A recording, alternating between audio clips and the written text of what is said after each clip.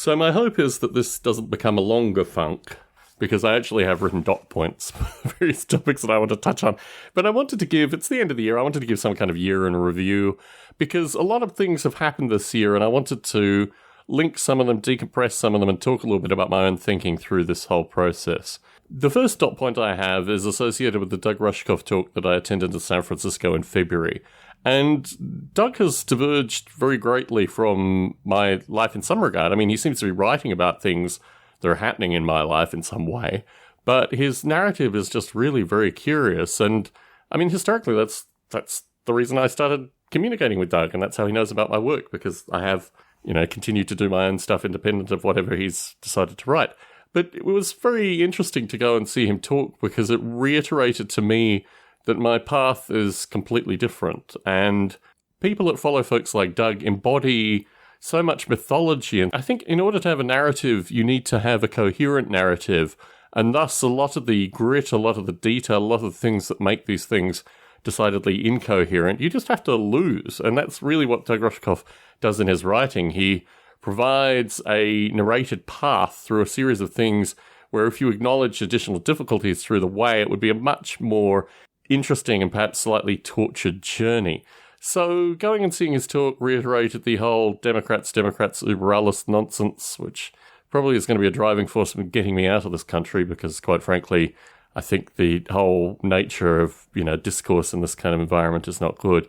And although I had a relatively candid chat with Doug, it made me realize that I'm not going to change anything based on this experience. What it is really a point in the sand associated with how my experiences have diverged from a narrative which people seem to be comfortable with. So that is more a line in the sand. Ironically, and this wasn't in my notes because, quite frankly, the whole experience was very bizarre, I also hired very briefly for about 3 weeks a publicist to listen to Model Rail Radio and to opine associated with her own particular proclivities.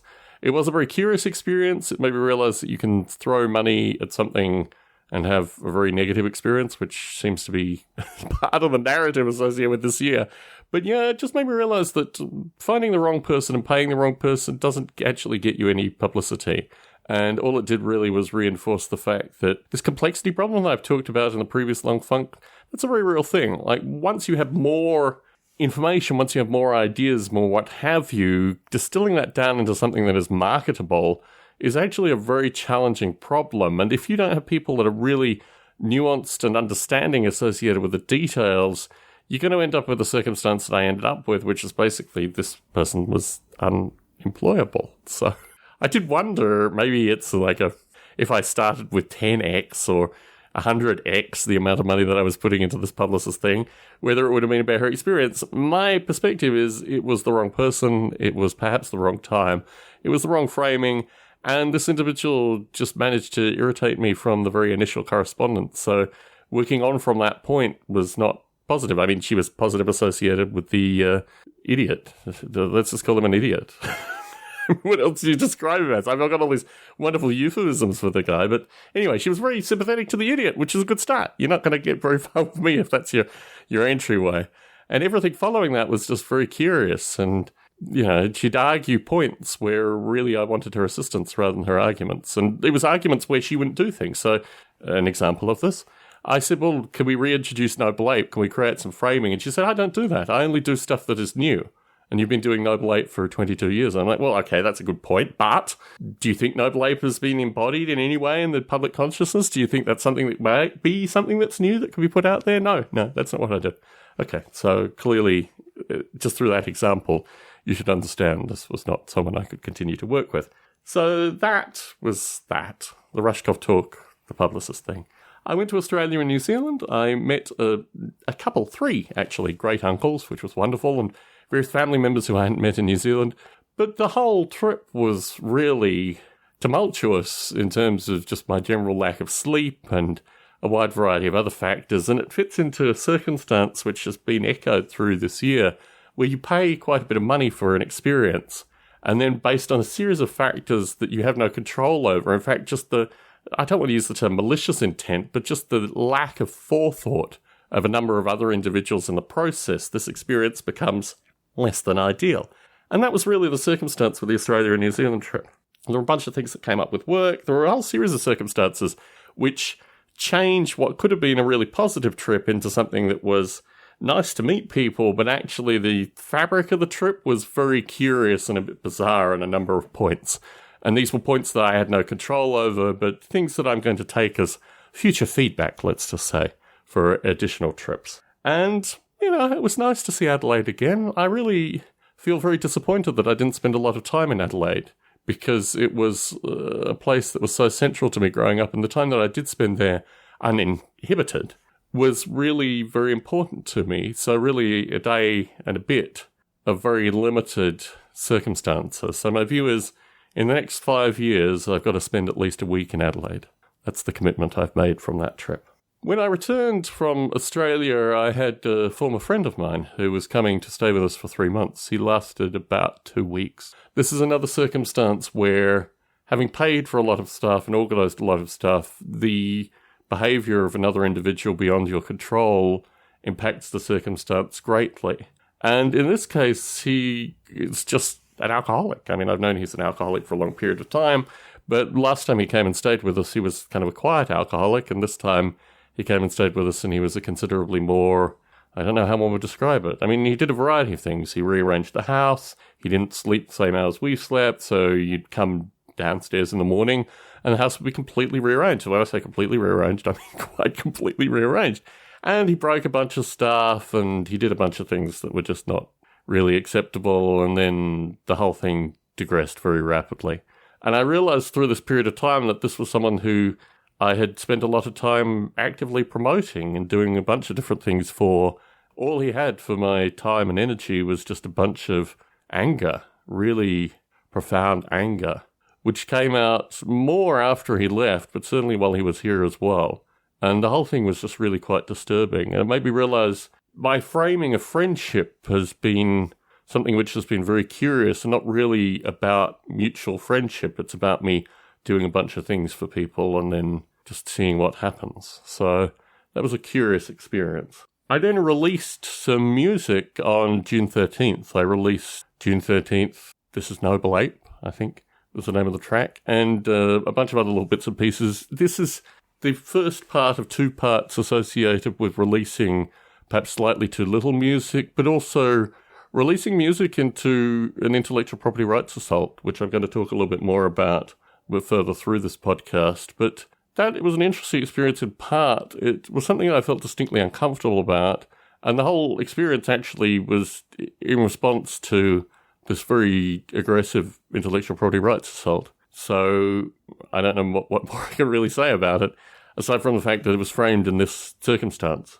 I then finalised, or had the final correspondence with the fellow that stayed with us, and he, through this correspondence, made it completely clear, and these were Skype calls, that I shouldn't promote his work anymore, and really I need to distance myself from all my prior work that has his work in it, which isn't actually that much in practical terms.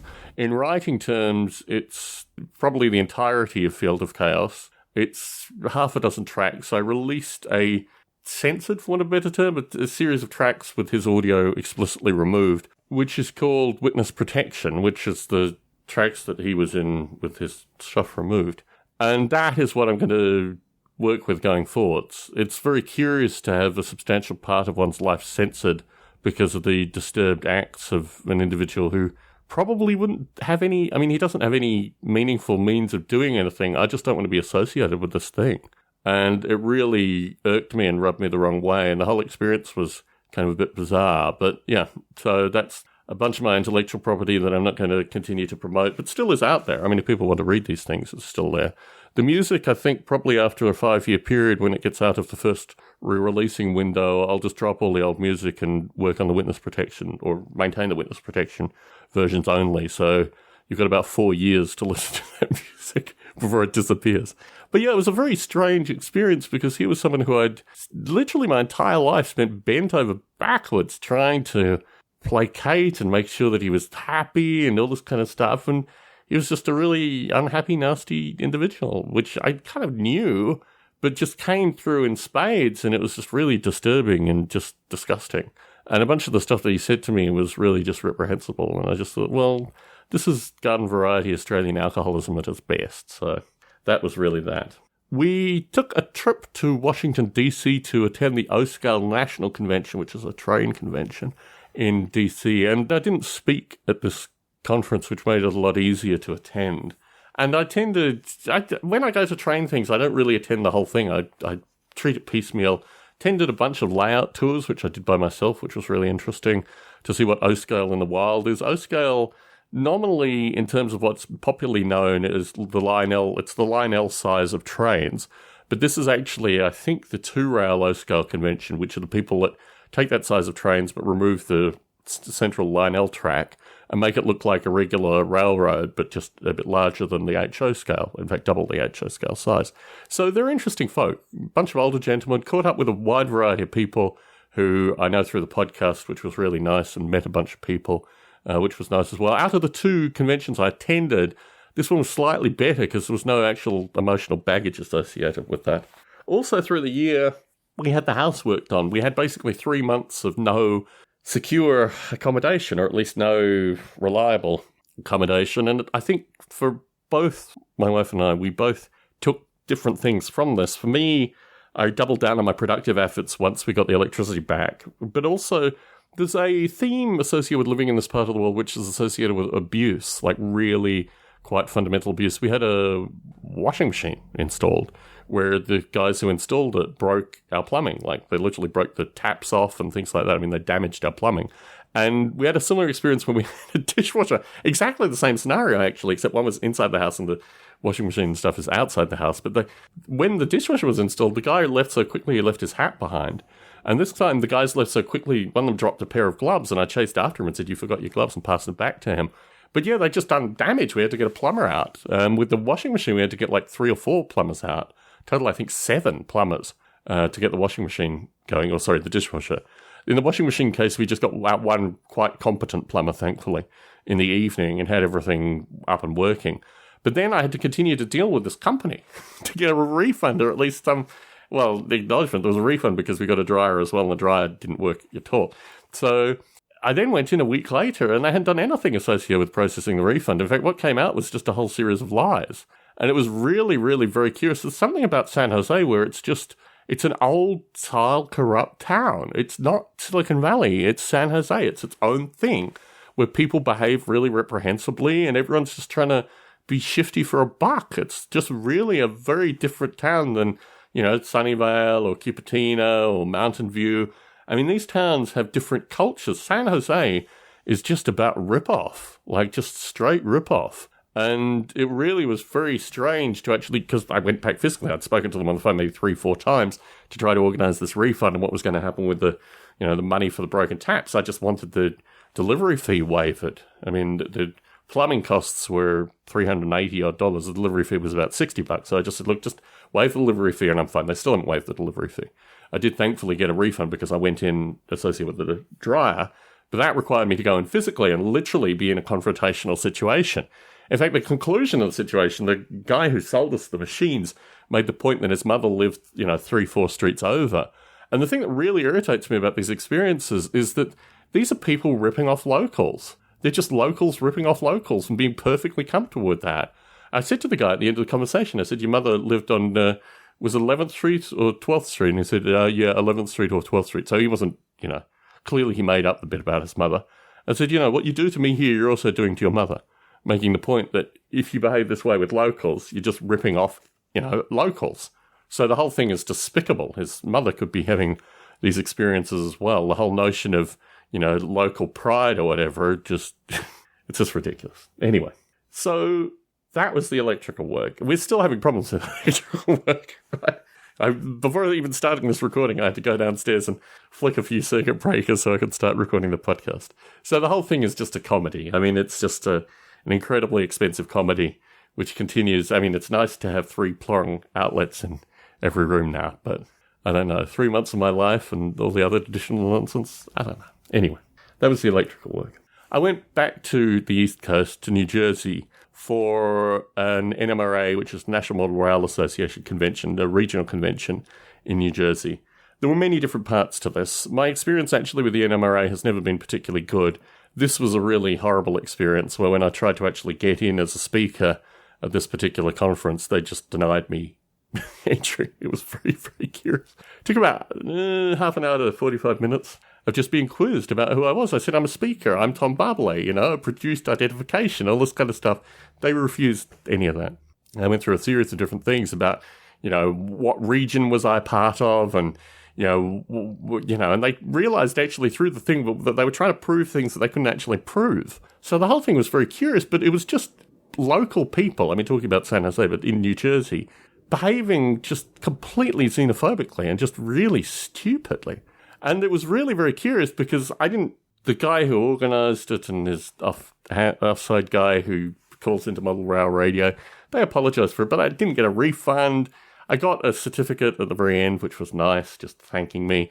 But, as someone who's coming, and the whole process probably cost about, well, Michelle came too, but it was, multi-thousands of dollars to go over, staying in this overpriced hotel in the middle of nowhere in New Jersey, and, have this experience. There were some really nice things that happened in New Jersey, though, so let's just move the NMRA experience aside. I met listener Ron Kleiss, who I've met previously, actually. I met in the road trip when I went to Pennsylvania last year, but I spent more quality time with Ron Kleiss. I met his family, had just a number of really nice experiences, and that was very valuable. So NMRA stuff aside. I went to the Sopranos house in New Jersey. It's just a regular house, so we went by there one day. I also went to the Dakota building and saw, when John Lennon was shot, and that had a serious impact on me. I didn't realize that it would.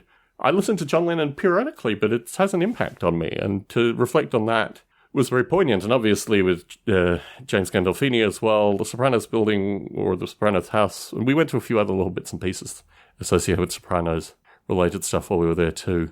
But the house, the trees are 10 years higher than when I last saw them on the show. Sopranos has been an important program to me, actually. I watch it periodically. It's a good kind of, there's nothing else to watch kind of program as far as I'm concerned. I also met, I went off and had a steak meal with John and Janet. John is one of my miniature painters. In fact, I did meet a miniature painter in the DC area as well, but I'm still continuing to employ John and Janet as well. And that was nice to get a sense of who these people are that actually paint miniatures for me. That's really quite a nice experience. And I'm not that I'm friendly with them, but, I've kept in contact with John and Janet, and I'm sending John more work for next year. And it makes me think actually about friendship, that increasingly the relationships I have are exclusively paid relationships. And that just seems to be the nature of adult life. And then I start to rate the paid relationships about how good they are or not, which is a very, very curious way of living one's life. I came back, and around the time of my birthday in October, my wife said to me, I had all this music that I was going to record vocals to and put out in some part and kind of in addition to the June 13th music release. And my wife said, why don't you just release it as the music? Why do you put beat and stuff behind it? Why don't you just release it the music? And that's what Last Monkey Standing is. It's a series of tracks that were going to have beat and words to them, and I just released it as music. And I think out of everything I've released this year, probably Last Monkey Standing. I've got Monkey Freedom, which I'll talk a little bit about in a few minutes. But yeah, Last Monkey Standing, I think I'm actually quite happy with. It's just a standalone piece of music, or a standalone set of music. And it's actually really nice that I'm producing stuff through this intellectual property rights assault. I've actually missed in my notes, I did have a piece down associated with watching this idiot's Noble Ape thing. I don't really have a lot positive to say about anything associated with this. What it has taught me is that a huge part of popular culture is actually paid for. And in answer to the previous podcast recording associated with intellectual freedom, the dishonesty of paid-for commentary is something. I had a communication with Bob Mottram, a woman who I knew when I was in Australia and have kind of kept in contact with, retweeted something, so not even particularly heavy. And I said, she's employed by Microsoft. She tweets this stuff, but mysteriously she never tweets about anything associated with Microsoft. And you wouldn't know that she was employed by Microsoft unless you went to her website and actually looked down at the information. And that reminded me actually really strongly that this intellectual freedom thing is very, very curious in this day and age. A majority of academics are actually paid for by companies now. They have some kind of connection with companies. A few of the folk that were involved with Biota are now paid for by Uber. And they're affiliated with universities and with companies. And I think increasingly you should be very, very wary of any information you receive out there that appears to be just some independent commentator, because they typically are getting like money or perks from a wide variety of different sources. And this notion of intellectual freedom when everything is paid for. Now, this idiot and his thing called Noble Ape, which he called Noble Ape, which has absolutely, he doesn't even reference anything to do with it. Like, there's no reference to why it's called Noble Ape. He just called it Noble Ape because he could. And because he had lawyers. And so you end up with this very curious thing where all his stuff is paid for. Now, he probably does have a small team of people who are legitimate fans, but a majority of the stuff that is, you know, all these likes and rewatches and all that kind of stuff, you could just Google how this stuff is done. You pay a company, you know, a few $100 for 1,000 or what have you views. You give them 3 keywords, and then all the comments contain the keywords. So you read down his comments, they all contain these 3 keywords. If you knew the pattern, you would identify immediately that the whole thing is paid for. And you start to wonder what is actually happening through this thing. Like, obviously, there are people that show up to the concerts, but look, he's doing a new series. He's done with Noble Ape, and he's doing something new. Although his website's all Noble Ape still, because he's still trying to push the video. Which, ironically, the CD of it got a Grammy Award nomination. And my view is highly unlikely that he'd win that, but it would be a very comedic thing if he did actually win the Grammy for that. So when he did this Noble Ape tour, I clocked what the venues were associated with the number of people. His new tour, in a variety of different areas, are at a 1/5 to a 10th the size of the Noble Ape tour. So he can't even hold venues. I mean, his career is in a downward trajectory. And rather than improve his worth, he does all these strange kind of spin things and then pays for the appearance of a fan base. So you have to really wonder, what is this thing? Like, obviously, there's a certain number of people that go and see his concerts. He sells those tickets. But then you've got all this paid-for stuff, which just creates this additional noise, and really... And the media are, of course, in parallel to that, which is just perfectly happy to get paid and write every fluff piece they could ever possibly want. But no one does any critical analysis. I mean, it's very curious to me that he could call this comedy show anything, you know? And there would be no narrative, or maybe they say explicitly, don't ask us about why it's called Noble Ape, you know? We don't want any media associated with why this thing is called Noble Ape. It is all very strange. It's really actually quite chilling, because what it shows is that the notion that there are ideas out there that are independent of commercial entities is just completely removed. That everything that is being pushed is part of some narrative associated with some corporate idea. And the whole thing is really very disturbing, because once you start to realize all the paid, you know, the semi-paid for, the we're not acknowledging it's paid for, it's some stuff that's just explicitly paid for. How can you have intellectual discourse in this environment? My perspective with this whole thing is just to get out. In part to get out in terms of move into a hermitage, but also in part just to get out and do my own thing independent of this stuff. And what's curious through this is Monkey Freedom, because I put together a few tracks and put it out as Monkey Freedom, and immediately realized that I don't have people that are receptive to the stuff that I'm doing in a very immediate sense. I think the stuff I do has long tails, but in terms of the people that are still on social media and these kind of interactions, I can post cute cat photos and this kind of stuff. But really, if I'm posting stuff that I'm actually creating, creative content, it's only applicable to a very small subset. And it's not even that I have a nominal fan base associated with this stuff. So am I going to continue to produce music? What am I going to do? Let's say, what am I going to do in the next 5 days before the end of the year? The first thing I'm going to do is take Bob Mottram's Skeleton Code, which I think is absolutely amazing, and make that a standalone thing. And I've been looking at how to reintegrate it with the new Noble Ape simulation, all this other stuff. No, put it aside. The reason that the electricity went off last night was because I decided to run an extended run of the Noble Ape simulation and also be in a room with a small blow heater, and that was enough. Power went off. So one of my aims is actually to run the Noble Ape simulation for an extended period of time more.